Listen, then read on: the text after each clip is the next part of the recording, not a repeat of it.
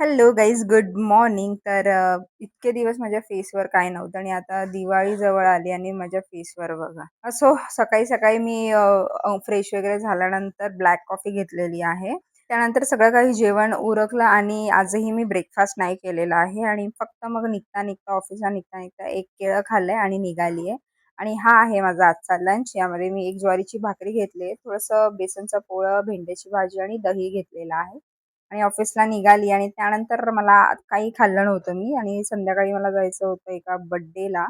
तर तिथे गेली आहे आणि बापरे, ती लोकलची गर्दी. आणि त्यानंतर मग मी सगळं काही खाल्लेलं आहे. ते म्हणजे अर्धा ग्लास हे मँगो पियाली आहे आणि त्यानंतर थोडंसे वेफर आणि असं केक खाल्लेला आहे. आणि रात्री जेवली आहे ती एक रोटी आणि भाजी होती, 2 पनीर आणि चना वगैरे अशी.